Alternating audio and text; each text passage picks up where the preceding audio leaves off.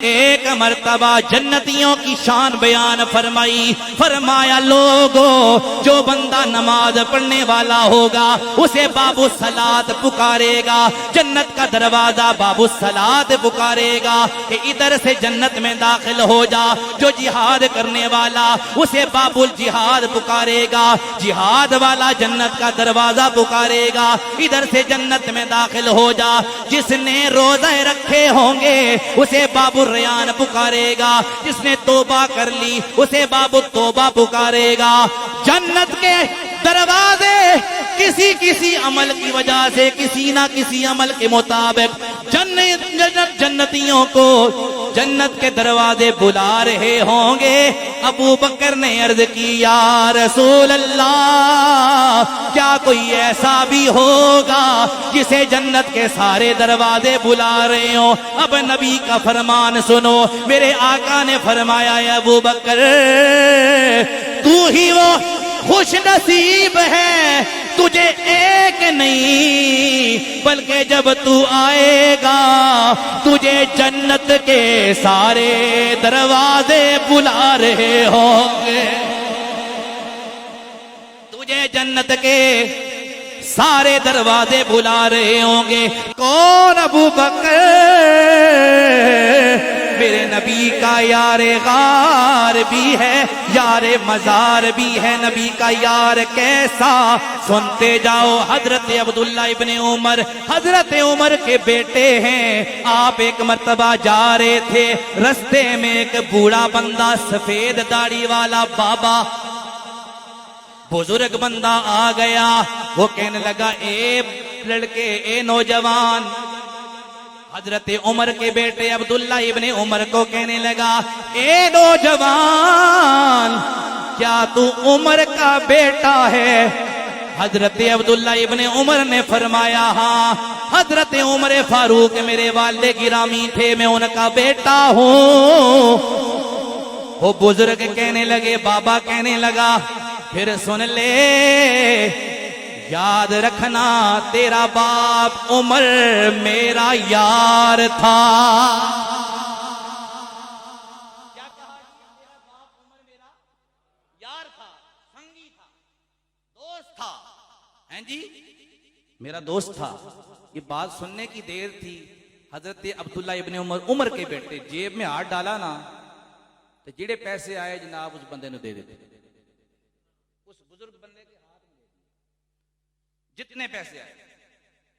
पगड़ी, यहां तक के पगड़ी उतारी तो उसके कदमों में रख दी। चला गया वो। बाद में जो साथ था ना हजरत अब्दुल्ला इब्ने उमर के साथ जो बंदा था, उसने कहा, हजरत चलो ठीक है, पैसे तुसा दे देते, लेकिन पगड़ी जड़ी है ये तो इज्जत वाली चीज है ना, तो पगड़ी भी दे देती। हजरत अब्दुल्ला इब्ने उमर ने फरमाया, ए बंदे, क्या तूने सुना नहीं है उसने क्या कहा है? वो कहने लगा, उसने क्या कहा? हजरत अब्दुल्ला इब्ने उमर ने फरमाया, उसने कहा कि मेरे वालिद गिरामी उमर इसके दोस्त थे, मेरे बाप का ये दोस्त है, मेरे बाप का ये यार है, संगी है। तो कहा, हजरत पैसे दे दिए, बात खत्म हो गई। आपने पगड़ी भी दे दी, वजह क्या है?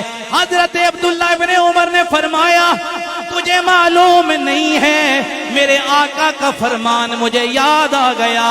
मेरे आका ने फरमाया, अपने बाप की दोस्ती मोहब्बत की हिफाजत किया करो। जो तुम्हारे बाप का दोस्त हो, जो तुम्हारे बाप का यार हो, उसके साथ अच्छा सलूक किया करो।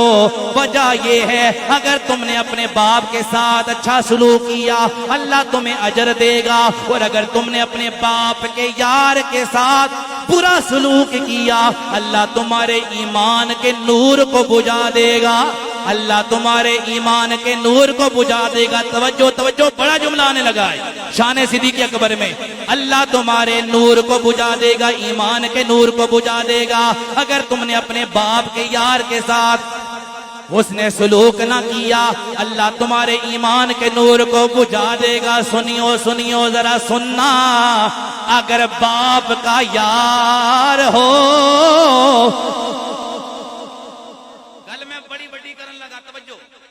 अरे अगर बाप का यार हो, अगर उससे कोई नाता तोड़े, मैंने क्या अर्ज किया कि बाप का यार हो, बाप का, हुजूर फरमाते हैं अगर बाप के साथ हुस्ने सुलूक करते हो, उसके यार के साथ, उसके दोस्त के साथ भी हुस्ने सुलूक करो। अगर बाप के दोस्त के साथ तुमने हुस्ने सुलूक ना किया तो अल्लाह तुम्हारे ईमान के नूर को बुझा देगा। तो मैंने कहा लोगों, अगर बाप का यार हो, बाप का दोस्त हो, अगर उसके साथ नाता तोड़ोगे, अल्लाह तुम्हारे ईमान का नूर बुझा देगा। तो खुद सोचो, जो नबी का यार हो, जो नबी के यार के साथ नाता तोड़ेगा, उसका ईमान कैसे सलामत रह सकता है। बाप के यार के साथ नाता तोड़ो तो ईमान गया, जेड़ा नबी ना यार है, ओ जी अबू बकर ने ये कर दिया, अबू बकर ने वो कर दिया, सिद्दीक़ अकबर ने ऐसा कर दिया। मैंने कहा जनाब मुझे ये बताएं, अबू बकर आजकल हैं कैसे, कहाँ है, वैसे किस जगह हैं? कहा जी ये केड़ी गल होई, केड़ी गल पूछ रहे हो? मैंने कहा जनाब वैसे आपको इतना तो पता होगा ना कि अबू बकर कहाँ है। अच्छा मैं माजरत चाहता हूँ, शाह साहब भी तशरीफ फरमाएं, मुझे इसमें ग्रामी पता नहीं था। अल्लाह इनका साया तादेर अहले सुन्नत पे कायम फरमाए, अल्लाह इनका सदका इस महफिल को कबूल फरमाए। तवज्जो नहीं थी मेरी, मैं अभी तवज्जो हुई मेरी कि सैयदजादे तशरीफ फरमाए, इनके ज़ेरे सदारत ये प्रोग्राम हो रहा है, तवज्जो कीजिएगा। अबू बकर कहाँ हैं जनाब? कहा जी क्या पूछना चाहते हैं आप? मैंने कहा जी आपकी ज़बानी पूछना चाहता हूं, पता तो मुझे भी है। ओ जी जिथे नबी ना मज़ार है, जिधर हुजूर का रोजा है, साथ अबू बकर की कब्र भी है, उमर की भी है।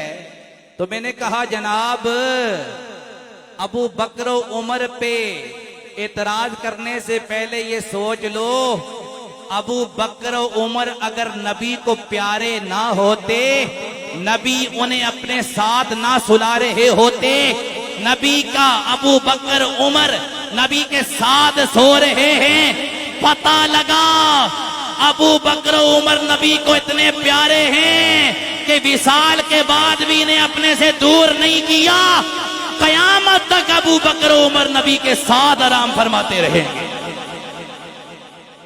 कयामत तक। इधर मैं एक और सादात की मौजूदगी में एक और सैयद की बात सुना दूं आपको।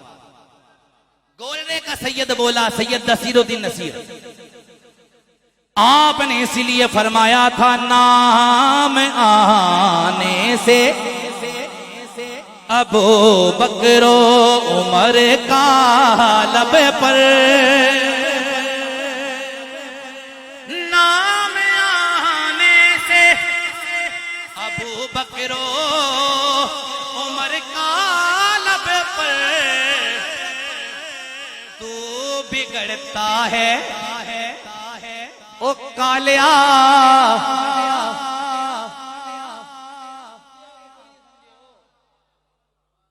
तू एक, मैं नहीं कह रहा, ये सैयद नसीरुद्दीन नसीर कह रहे, तू बिगड़ता है,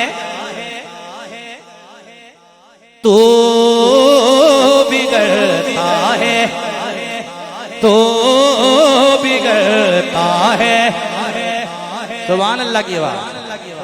फिर कह रहा हूं, तू बिगड़ता है, तू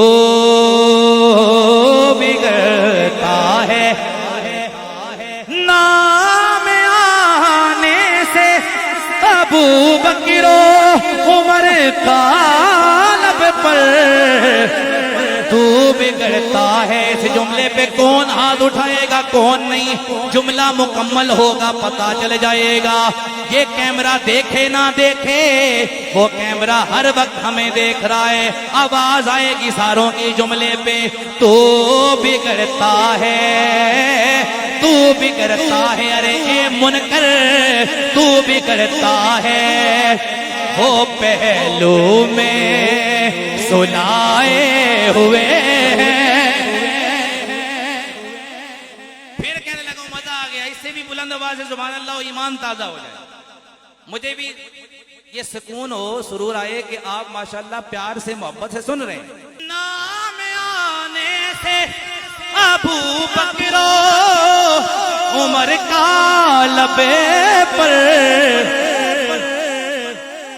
तू बिगड़ता है, वो पहलू में सुलाए हुए। ये मेरे कादरी साउंड वाले भाई ने भी हाथ उठाए। पता है क्यों हाथ उठाए उन्होंने? कादरी निस्बत है ना गौसे आजम वाले, तो गौसे आजम की निस्बत रखने वाले का अकीदा कभी खराब नहीं हो सकता। समझ रहे हैं आप बात? तू बिगड़ता है, वो पहलू में सुलाए हुए हैं,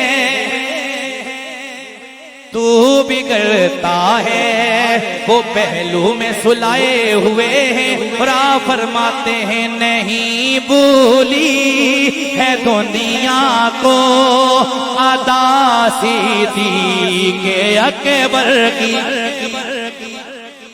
बोले हो पर देर नाल बोले, लेकिन बोले हो माशाल्लाह। आवाज आ जाए, मैं इंशाल्लाह ज्यादा टाइम भी नहीं लूंगा, जो वक्त दिया गया उस पे खत्म। नहीं भूली है दुनिया को अदा सीधी के अकबर की, नहीं भूली है दुनिया को अदा सीधी के अकबर की। हो इससे बढ़कर क्या बयां सना सीधी के अकबर की। नबी तारीफ करते थे सदा सीधी के अकबर की, नबी तारीफ करते थे सदा सीधी के अकबर की। वाकिया गार वाला वाकिया सुन लो। यारे गार अबू बकर को क्यों कहा जाता है? यारे गार क्यों कहा जाता है? गारे सोर में हिजरत की रात अबू बकर सिद्दीक नबी के साथ गए। जब गार में दाखिल होने लगे, अबू बकर सबसे पहले गार में दाखिल हुए। पहले गार की सफाई की, गार की सफाई ताकि कोई तकलीफ देने वाली चीज मौजूद ना हो। अबू बकर ने पहले गार को साफ किया। जब गार साफ हो गई, उसके बाद अबू बकर ने नबी से अर्ज की, या रसूल अल्लाह, अब आप तशरीफ ले आए, मेरे आका तशरीफ ले आए। उलमा फरमाते हैं इसमें भी नुकता है। अबू बकर ने पहले गार में जाकर सफाई की, फिर नबी को बुलाया। इशारा क्या है? फरमाया अगर तुम भी चाहते हो, ये मेरी तकरीर का सबसे बड़ा जुमला है, इस पे अगर या रसूल अल्लाह आप आ जाएं, इशारा इस तरफ है, अगर चाहते हो तुम्हारे दिल में मुस्तफा आ जाए। जुमला मुकम्मल नहीं हुआ, फिर आपने बोलना है जब समझ आएगी जुमले। पहले अबू बकर गार में गए, फिर नबी गए। पहले अबू बकर गार में गए, फिर आका गए। इशारा इस तरफ है, अगर चाहते हो तुम्हारे दिल में भी मुस्तफा आ जाए, अबू बकर को दिल में लाना पड़ेगा। अगर अबू बकर तुम्हारे दिल में आ गया तो अल्लाह का महबूब भी तुम्हारे दिल में आ जाएगा।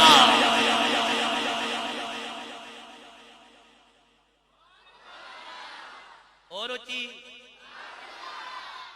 ये जुमला बड़ा है या नहीं? समझ आ रही है आपको? गार में अबू बकर पहले गए, फिर मुस्तफा। इशारा है दिल में भी अगर नबी को लाना है, पहले अबू बकर को लाओ। अबू बकर तुम्हारे दिल में आ गए, अपने कपड़ों को फाड़ा, अपनी पगड़ी को, उसका कपड़े को इस्तेमाल करते हुए आपने टाकियां बना के, मैं अपनी सादी जबान में बात कर रहा हूं, जिस तरह टाकियां होती हैं कपड़े के टुकड़े बनाकर, आपने उस कपड़ों से, उन कपड़े के टुकड़ों से आपने गार के सुराखों को बंद करना शुरू किया। सारे सुराख बंद हो गए, एक सुराख बाकी रह गया। अब कोई कपड़ा नहीं था कि उस सुराख को बंद करें। सोच में पड़ गए, अब क्या करूं, ये सुराख कैसे बंद करूं।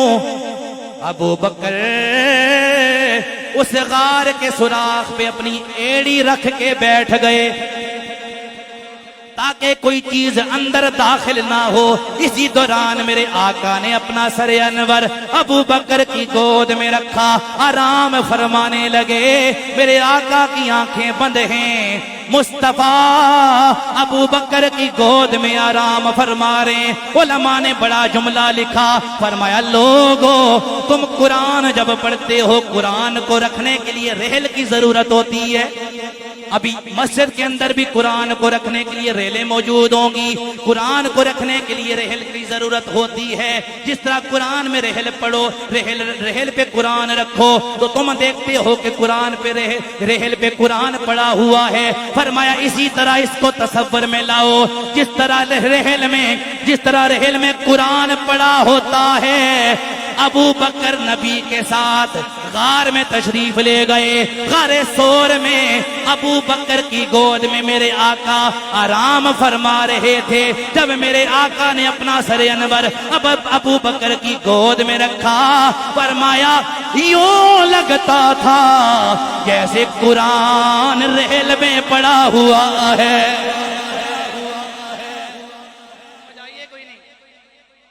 जिस तरह कुरान रेल पे पड़ा होता है, इसी तरह मुस्तफा अबू बकर की गोद में सर रखकर आराम फरमा रहे।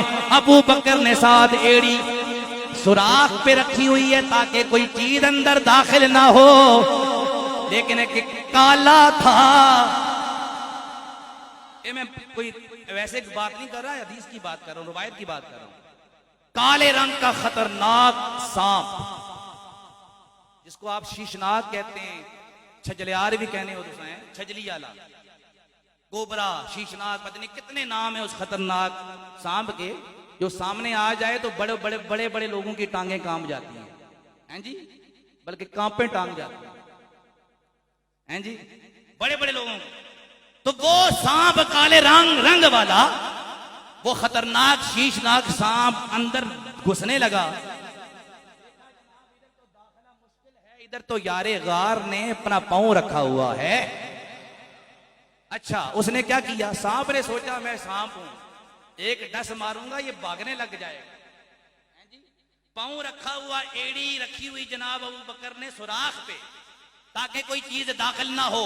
सांप ने बड़ी कोशिश की अंदर दाखिल होने की। अबू बकर ने कहा ना, नबी का पहरेदार बैठा हुआ है, पहरेदार वील चेयर पे हो तो वो बड़ी शान वाला, फिर वो तो अबू बकर था। हैं जी, अबू बकर ने जनाब एड़ी रखी है सुराख पर, बड़ी कोशिश की सांप ने अंदर दाखिल होने की, लेकिन अबू बकर ने एड़ी नहीं हटाई। उसने फिर डसना शुरू किया। क्या किया जी? डसना शुरू किया। और आपको पता है इस खतरनाक सांप का डसना कितना खतरनाक और कितना तकलीफ दे होता है। जिनको डसा गया उनसे पूछिएगा, या किसी तबीब या किसी डॉक्टर से पूछिएगा कि इसका जहर कितना खतरनाक और कितनी तकलीफ दे डंग मारता है ये खतरनाक सांप। उसने एक डंग मारा, अबू बकर ने फिर भी एड़ी कोई नहीं हटाई। तकलीफ हो रही है, दर्द हो रहा है, एड़ी नहीं हटा रहे। दूसरा डंग मारा, अबू बकर ने फिर भी एड़ी नहीं हटाई। वो डंग मार मार मार के थक गया, अबू बकर ने एड़ी नहीं हटाई। अबू बकर ने एड़ी नहीं हटाई, यहां तक कि इतने डंग मारे कि तकलीफ की वजह से अबू बकर की आंखों से आंसू जारी हो गए। जब तकलीफ बढ़ी ना, तकलीफ आंसू जारी हो गए। लेकिन मैं यहां वो भी काला सीन, अबू बकर को डंग मारना है जी। आज आजकल ने भी बड़े बड़े काले अबू बकर को डसने की कोशिश करते हैं, लेकिन उन्हें पता नहीं अबू बकर पे नजर किसकी है, उसके साथ मदद किसकी है, उसके साथ नुसरत किसकी है।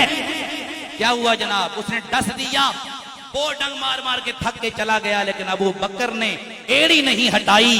जब तकलीफ बड़ी, आंखों से आंसू जारी हुए, वो आंसू जब चेहरा बद्दुहा पे पड़ते, आका बेदार हुए। आका ने फरमाया अबू बकर क्या हो गया। अबू बकर ने सारा मामला बयान किया। मेरे आका ने फरमाया एड़ी करीब ला।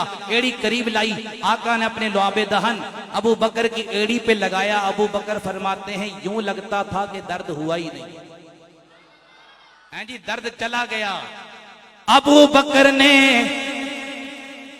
तकलीफ बड़ी काटी, बड़ी तकलीफ सहली, बर्दाश्त कर ली, लेकिन एड़ी नहीं हटाई।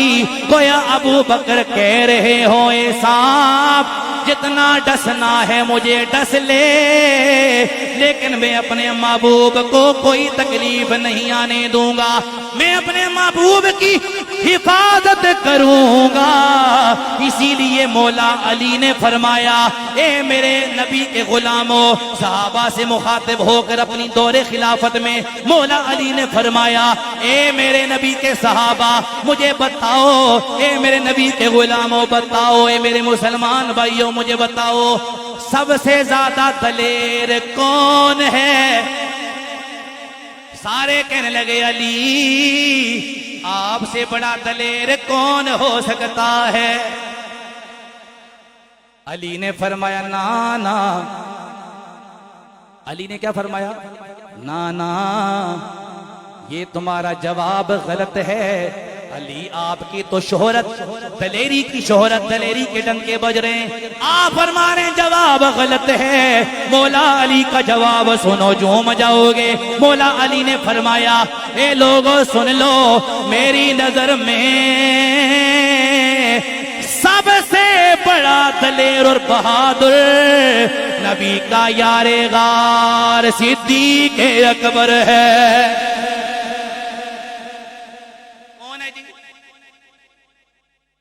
अली वो कैसे? फरमाया जंगे बदर का वाकया मुझे याद आ रहा है, जब हुजूर की हिफाजत के लिए एक साइबान बनाया गया, सोचा गया कौन यहां मुकर्रर करें हुजूर की हिफाजत के लिए। अबू बकर तलवार लेकर आगे, फरमाया मैं हिफाजत करूंगा। कहा अबू बकर बड़े जज्बे के साथ आगे और वहां खड़े रहे, किसी काफिर को करीब नहीं आने दिया। उस दिन मैंने जान लिया सबसे ज्यादा बहादुर अगर कोई है तो वो अबू बकर सिद्दीक की जात, भाई जिसे मौला अली जैसी हस्ती, जिनके बारे में सैयद नसीरुद्दीन नसीर भी बोले, आपने फरमाया मंजर फिजाए दहर में सारा अली का है। मंजर फिजाए दहर में सारा अली का है। हाथ उठाओगे सारे, जिसे समत देखता हूँ नजारा अली का है, जिसे समत देखता हूँ नजारा अली का है, जिसे समत देखता हूँ नजारा अली का है। वो अली फरमा रहे लोगों, अबू बकर वो है, फरमाया जिसने अबू बकर उमर पर, उमर को मुझ पर, फरमाया मुझको अबू बकर उमर पे फजीलत दी, फरमाया मैं उसे 80 कोड़ों की सजा दूंगा। फरमाया सुन लो, अबू बकर उमर वो हैं जो सारे सहाबा में भी अफजल हैं, मुझे अली से भी अफजल है। ये कौन फरमा रहे हैं? मौला अली। कौन फरमा रहे? इनके बारे में फरमाया अना मदीनतुल इल्म व अलीयुन बाबूहा, मैं इल्म का शहर, अली उसका दरवाजा। मन कुन्तु मौला हो फालियुन मौला, जिसका मैं मौला उसका अली मौला। जिनके बारे में आका ने फरमाया नदरो इला वजह अलीयन इबादा, फरमाया अली का चेहरा देखना भी इबादत है। वो अली फरमा रहे हैं, मौला अली फरमा रहे हैं। अबू बकर वो है, उमर वो है। अब अबू बकर के हवाले से आखिरी बात सुने और अपनी इख्तिताम की तरफ जाते हैं तवज्जो के साथ। अबू बकर ने अर्ज की या रसूल अल्लाह, मेरी 3 ख्वाहिशें हैं, मेरी 3 ख्वाहिशात हैं। मेरे आका ने फरमाया ए अबू बकर वो ख्वाहिशात क्या हैं? अर्ज की या रसूल अल्लाह, पहली ख्वाहिश ये है अन नज़रो इला वजह रसूलिल्लाह, ए अल्लाह के महबूब नबी, मेरी पहली ख्वाहिश ये है चेहरा आपका हो, नजर सिद्दीक की हो, हर वक्त आपके चेहरे को देखता रहूं। दूसरी ख्वाहिश मेरे आका की बारगाह में अर्ज की या रसूल अल्लाह, दूसरी ख्वाहिश ये है मैं अपनी बेटी आपके निकाह में दे दूं। हजरत आयशा उम्मुल मोमिनीन सिद्दीका रदियल्लाहु ताला अन्हा मेरे नबी के निकाह में आई। अबू बकर की बेटी अर्ज की या रसूल अल्लाह, दूसरी ख्वाहिश ये है मैं अपनी बेटी आपके निकाह में दे दूं। तीसरी ख्वाहिश ये है मैं सारा माल, अपना सारा माल आपके कदमों पे कुर्बान कर दूं।